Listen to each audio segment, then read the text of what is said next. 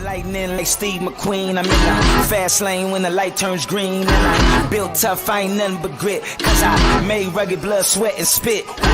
Yeah, like a horse I fly. Better push yourself in for a bumpy ride. I like to play hard, but I work harder. And I weather the storm cause I'm built stronger. What is up, ladies and gentlemen? We are back. We are live. It is the Freight Coach Morning Show, the top morning show in transportation, coming to you guys every single weekday, 8:30 a.m. Pacific, 10:30 Central, to break down some industry headlines. And most importantly, provide some actual insight into what you can do with all of this information. If this is your first time tuning in, welcome. This is the real side of freight, ladies and gentlemen. And what do I mean by that? I mean, I say that because I only speak to transportation professionals on this show, as well as my twice-a-week long-form podcast, because I want to put the right information out there from people who have done what you're looking to do or who are currently doing what you're trying to achieve, so you can take that information, apply it, utilize it, and see a meaningful difference in your business and your life. It's one of the many, many reasons why I proudly fly this American flag behind me every single day. A, we're the greatest nation on earth, but B, I'm living my American dream, and I want to help each and every one of you live yours as well. All right, it is Wednesday, hump day, as what the kids call it out there on the street. And we got a solo show. We are going to, we got some decent headlines here to talk about today. And I'm really looking forward to getting into all of that and kind of a lot of the current events about what's going on out there. I know there's a bunch of conferences going on this week. My friend's out in Broker Carrier Summit with Dan Lindsay. That's going on. DatCon's going on this week, and I know Cassandra had her Carrier Assure conference earlier this week, or could be even going on today. And then next week, same thing. We got Technovations out there in San Diego. I'm going to be out there for that. And then the following Monday and Tuesday, I'm going to be out in Houston, Texas at the NMFTA cybersecurity conference. So if you are going to be at any of those, just do yourself a do your boy a solid. If you want to come up and say hi, I'd love to meet anybody that is going to be at those conferences out there. Let me see. Bill McIntyre, what is up? Good morning to you. Nick Sanders, let's get it, man. Thanks for tuning in as always. Sydney Thiessen, good morning to you. And Louis Montano, great day to you as well, brother. It is a great day today. I am still a little under the weather due to my Wisconsin trip. I feel like it's really getting to me. The weather back there was a 50-degree difference than what it is here in Arizona, and it got me. But we're showing up every single day, and we're going through. I want to talk a little bit before we get into any of the articles about delivering news to customers, right? Like I think that when we're getting out there and really selling ourselves to our customers, we always want to sit here and think that everything's going to go all right. Yeah, like we always think that trucks are always going to show up on time. They're going to deliver on time. Everything's going to be perfect. But that's not the case at all. Frankly, it couldn't be further from the truth. You're going to have difficult conversations with people. You're going to have delays. There's going to be breakdowns. There's going to be damage to product. There's, stuff's going to happen. And how you handle those situations is so crucial in the moment, right? For me, I always want to have those conversations on the front end. My business partner says it best. Let's have these conversations when the sun's out, as opposed to when you're in the middle of things. Like if there's a delay and stuff on the weekends and overnights and everything else, I just want to know, who do we have to reach out to in those moments? Because again, stuff is going to happen, and you want to tackle this stuff up front as opposed to in the moment. I've had trucks break down on weekend transits before. I didn't know who to reach out to at the customer, even though I had sent emails and called and everything. And there's a weekend protocol that needed to be followed. So I think that a lot of these situations, you guys, have these conversations up front. Do not wait until you're in that moment to have something happen before you find, are freaking out and running around like a chicken with your head cut off, trying to find out who to reach out to and who to talk to in those moments. So, because communication is, I truly think, at the end of the day, as a broker, as an intermediary, as a third party, that's literally all we have. That's the only value that we have. Yes, I can provide pricing, and yes, I can get capacity, but at the end of the day, I got to keep everybody informed. Especially inside of my niche, again, I specialize in open deck and heavy haul. If this is your first time tuning in, I am an actual freight broker. I do own my own business. So I'm not just talking about this stuff. I've been in this industry for a very long time.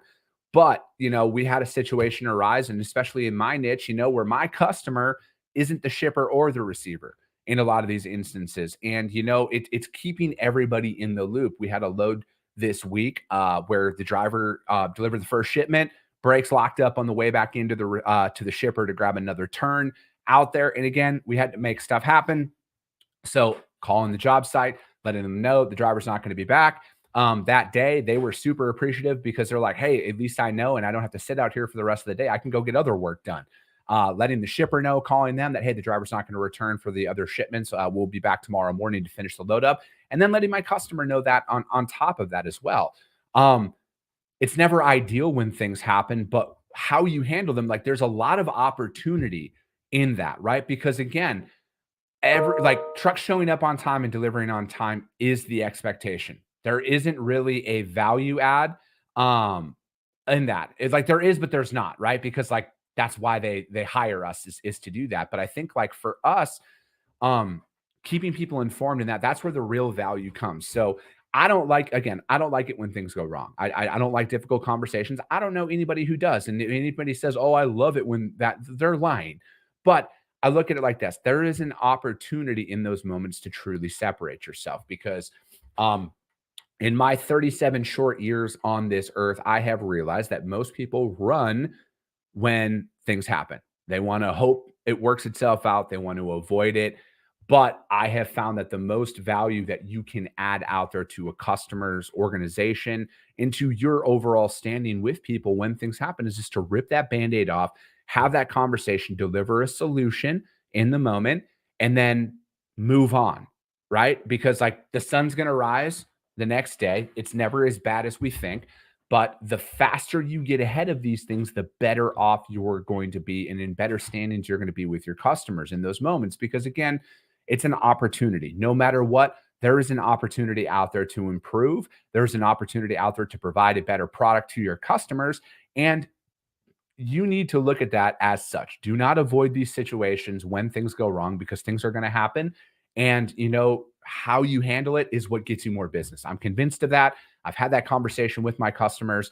And I know that that's a fact. So it's at least that's what's worked for me in my career. Because I mean, if you're listening to this and you've never had anything happen, congratulations. I've had a lot of shit go wrong in my career, and I know that bringing that information to light, coming with a solution, is always going to be the best policy. Don't hide behind this stuff. Don't wait. If you can accommodate something, even starting off from that and working your way up. If you can't accommodate a load or a quote or whatever, let your customer know. No harm, no foul, in my experience. If something goes wrong, deal with it in the moment. Keep everybody informed. Provide a solution and move on with your day. Do not hide.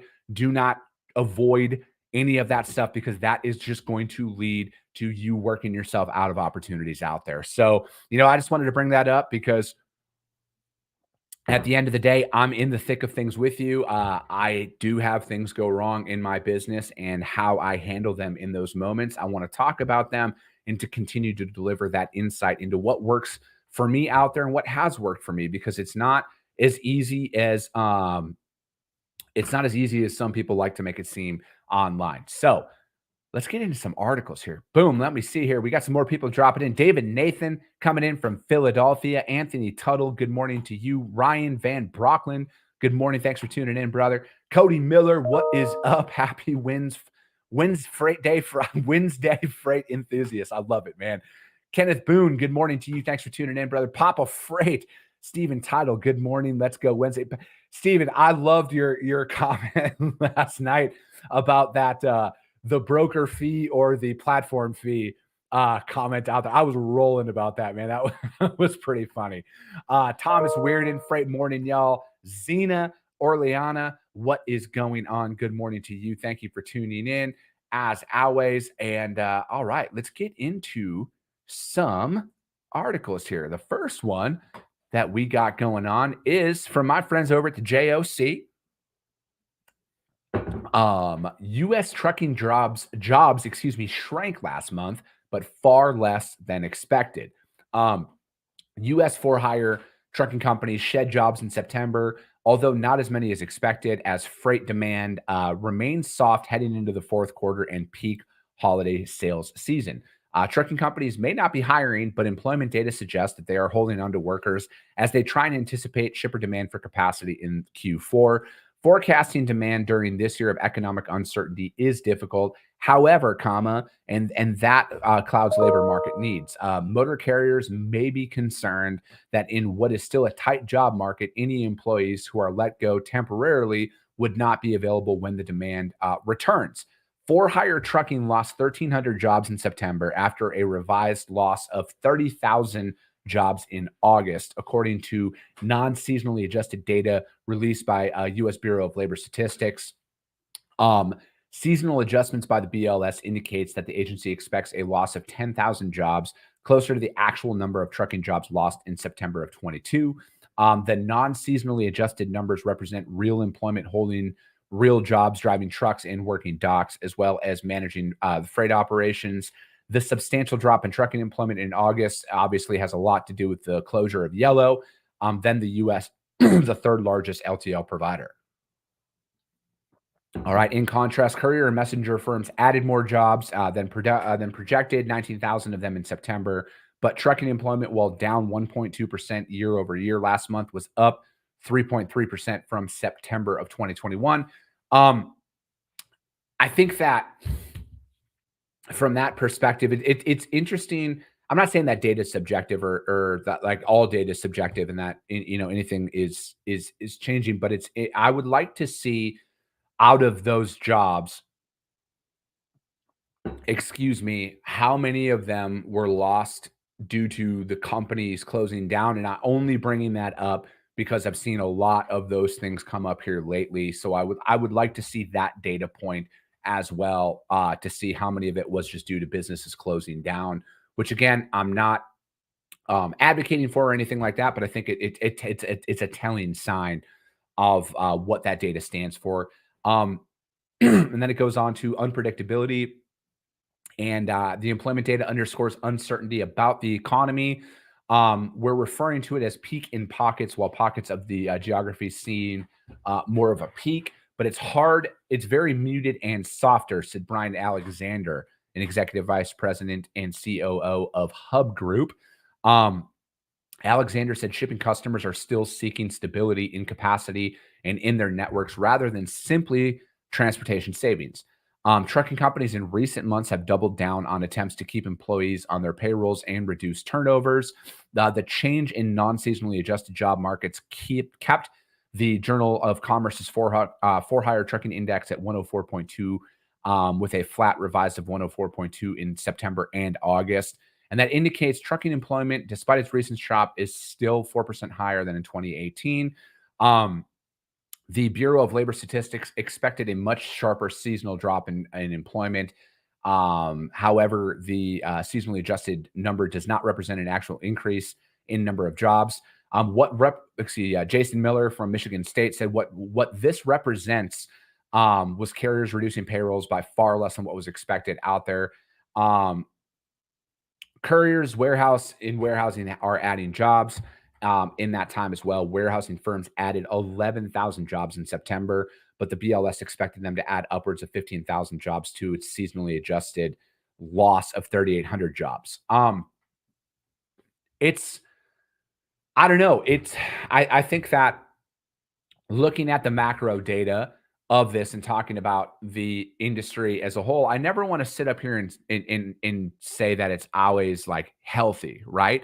Because I say this often, I'm an optimistic realist. I understand that it's challenging out there for a lot of people. I mean, if you're just looking at it from your own household expenses perspective, I mean, my stuff at my house is up exponentially this year, like probably 30% if I actually did the math on a lot of this stuff. But I think that with employment in the trucking industry as a whole, it's going to be interesting to see if there's a rebound for the holiday freight that generally comes around this time, right? I think that in the current moment, at least what I'm seeing out there from my prospecting and everything else that I'm doing in the industry is customers are not shying away from the fact that they're looking for new providers. They're just waiting for the right time, or essentially they're just waiting for somebody to drop the ball, right? And I think that is, from my perspective, there's an opportunity no matter what is going on out there. I understand that people are losing jobs and there's companies that are laying people off and everything else, but I also look at it as it's an opportunity for you, no matter what, no matter how bleak it may seem out there. There's going to be an opportunity for you. I think that, from my perspective, seeing that jobs are holding steady, although obviously people are losing jobs, overall, I think that that's a clear indicator on where freight is as a whole right now.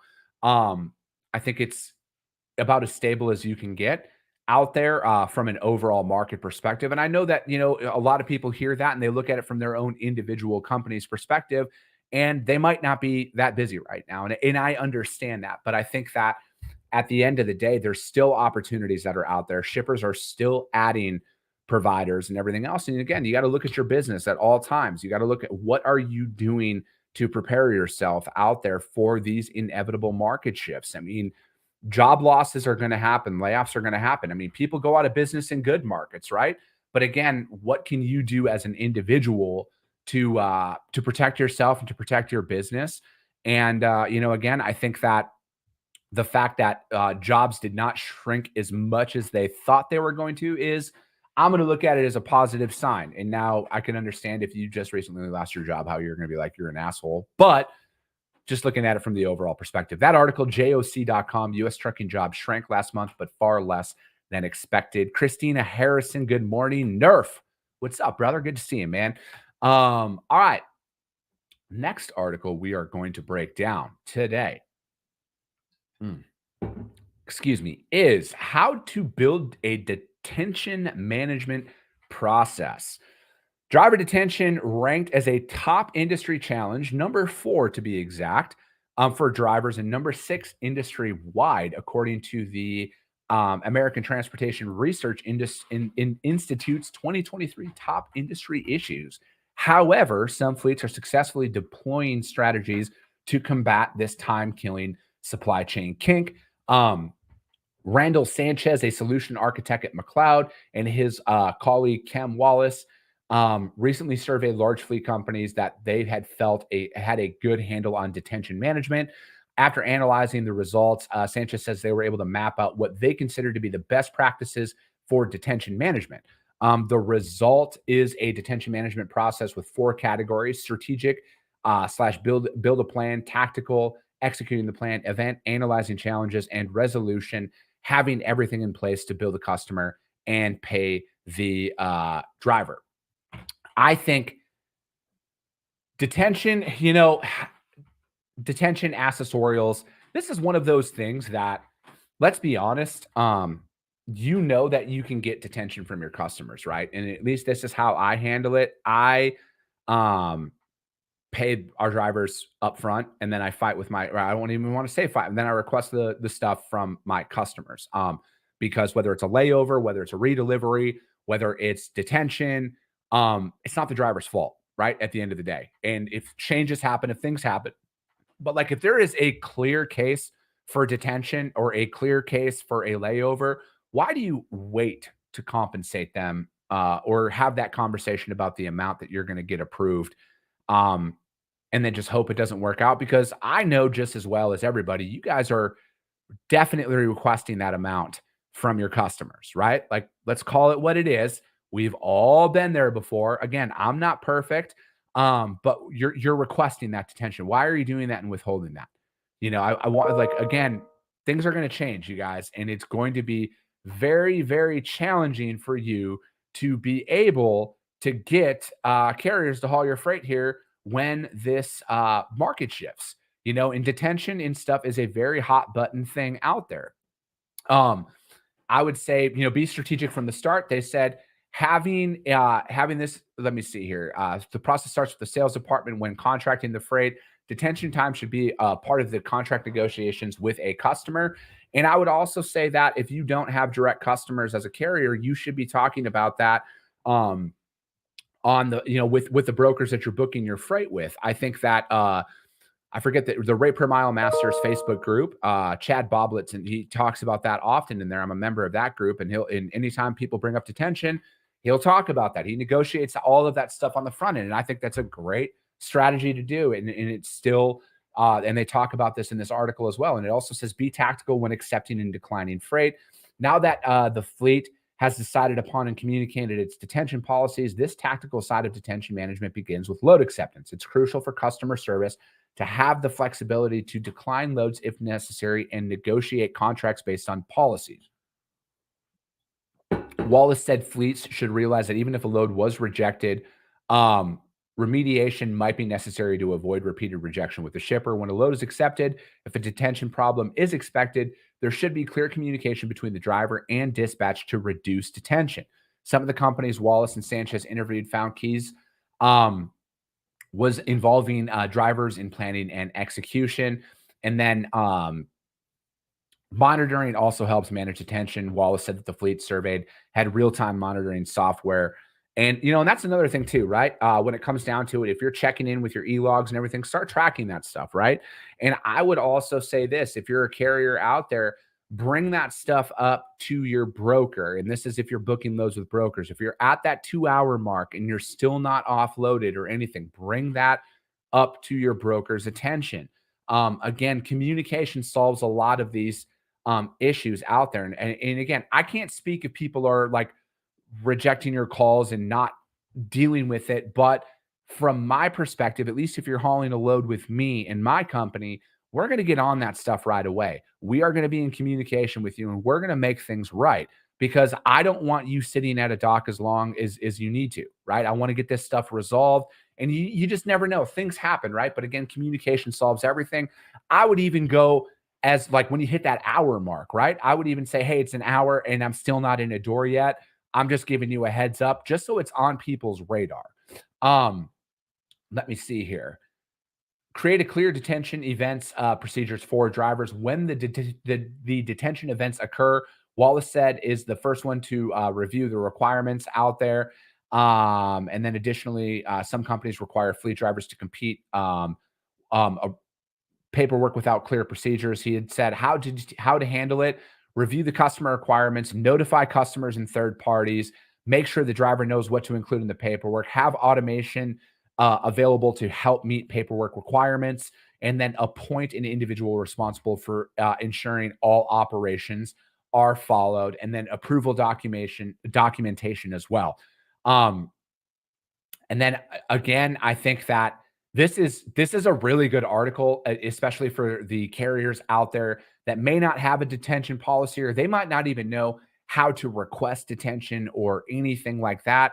I think that, again, communication solves everything here. And I don't want to get into the mudslinging that generally goes on in this industry out there. But again, I think that if you want to see a difference inside of your organization, you have to have these conversations on the front end out there. And then I think it's a clear sign to you as a carrier, if a broker is not willing to talk about accessorials and everything else with you on the front end, that you probably shouldn't take that load, regardless of what it looks like out there. Because again, I wouldn't ever want to go into a situation with a customer or a carrier and not all be on the same page with this stuff. But again, this article from fleetowner.com, how to build a detention management process, I think is very, very valuable for every single trucking company out there who listens to this show, or that's in anybody's network who's going to hear this show and share this article out there, because detention is one of the biggest hot button issues out there.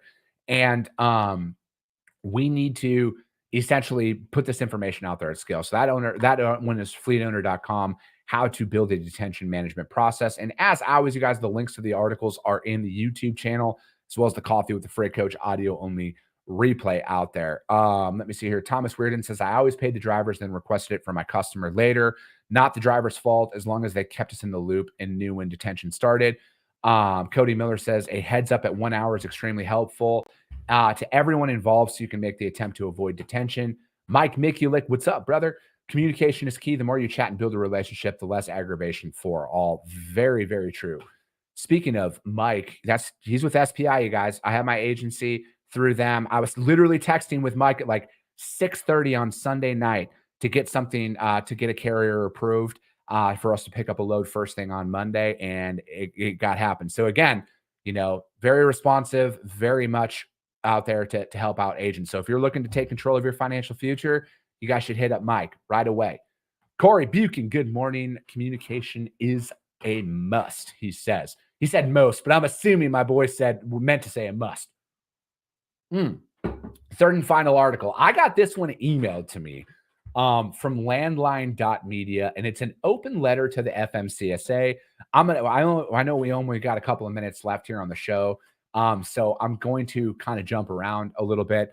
I would read it though, because at the end of the day, I look at some of these open letters and stuff like that. Like, this is somebody's honest opinion, and it needs to be taken into consideration because we're not perfect, no matter how much we want to sit here and say that we are. It goes on to say, no one loves regulatory agencies. Amen.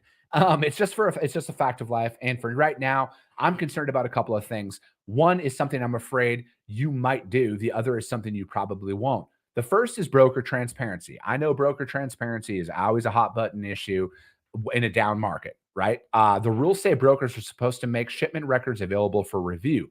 Each record should show what the shipper paid the broker and what the broker paid the carrier.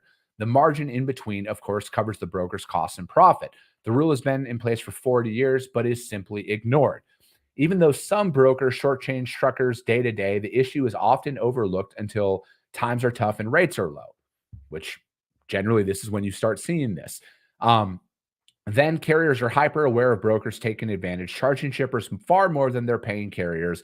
That's what happened at the start of COVID when the economy cratered overnight. Truckers demonstrated in DC and other cities demanding, among other things, that those broker records be made available. OIDA, among others, appealed to you to make that happen, suggesting parties to transactions being notified electronically. You said you'd look into it, but nothing happened. OIDA raised the subject again last year, and again, you said you would look into it. In fact, with some conviction, I thought it might just happen. A week or so ago, Landline's Mark Schremer reported that you delayed a proposal on broker transparency until next October. Now I'm worried about what that proposal might be. I suspect the broker community is putting up quite a stink. No surprise there. During the decades, they've steadfastly refused to obey the rules. An enormous brokerage industry has grown up around the secret margins. The success of many brokerages totally depends on non-compliance. If the margins were known to the carriers and shippers, they would have few of either. This is where I always like to step in. I think this is a very tough pill to swallow, that we're not making as much money as you think. All right. I'm going to be honest, because I'm out here bidding on freight every single day. All right. I know what I'm pricing my freight out at, and I know what I'm losing. All right. And I know what I'm winning out there, and I know what my margin percentage is every single day. I think a lot of people would be very shocked at how little some brokers make on loads. I'm not saying that people don't make money, but again, it's not nearly as much as people think. It's way too competitive out there. Rates are way too competitive for people to think that brokers can get away with moving a dry van load or a reefer load for 20 or 30%. It's not happening. All right. It's not, and not at scale. Then it goes on to say that then there are the big guys, the corporate brokers with the nice suits, slick newsletters, and a legion of lobbyists, and of course, the TIA. Remember during the trucker protest when you said you would look into this, TIA blew up like an old steam engine, sending boiler shards and hot air in all directions. Well, I don't really know what's happening now at the TIA and congressional offices around there, but I have a suspicion. I'm guessing it's time. Big time members came to their senses after the 2020 meltdown. They're more sophisticated in 2023, better organized. After all, we're talking about billions of dollars going into brokers' pockets. The freight brokerage industry won't stand for that. It wants to eliminate transparency rule altogether. But even if a legitimate broker's profit doesn't depend on transparency, non-disclosure still can boost net revenue and profit. No one has a precise figure of the amount of brokers that are out there. I look at it like this. I think that at the end of the day, transparency is one of those things that people will always vouch for when the market's down, but have no problem charging $7 or $8 a mile when the market's up. And I chalk it up to this. It's the free market, right? things are people I'm a capitalist. I'm sure that this gentleman who wrote this article is a capitalist as well and wants to make money. Respect. I see this guy's concerns out there. I really do, because there are people out there that are not the most ethical. But the problem is that it's everywhere, right? It's not just one side of the industry. It's all over the place. There's bad actors on all sides of the industry and every industry across the world, or across every single thing that goes on out there. But I think at the end of the day, what can you do more? The world's not against you, right? Um, Finding out if a broker makes 12% on a load or 14% on a load does not make you more profitable. All right. Just like if a broker pays somebody $7 a mile on a load, or can't, like, that has literally no effect on their business. They have to do what is in their power to run a more profitable and efficient operation. I think that this broker transparency thing, again, it's going to go away just like it did in 21 and 22 when rates were sky high. I think that at the end of the day, instead of waiting for the market to go up and go down, focus on what you can do today to run a more profitable operation. I'm not saying that there aren't people out there gaming the system. All right. I want to be very clear on that. But the majority of people can't. They can't because it is too competitive out there. All right. So I think that at the it would be I don't want to call it pleasantly surprised, but brokers aren't making as much as you think. All right. Hate to break it. But I'll continue to say that it's not as like I'm making $1,000 on every single shipment. It's just not possible because it is way too competitive out there. But it's a good article. And again, I think people need to hear drivers' concerns about a lot of this stuff. All right. I truly do. People need to hear and listen to the other side of the fence, and it can only make them better. But that is going to be it for today, you guys. We went a little bit over, but I wanted to put that out there.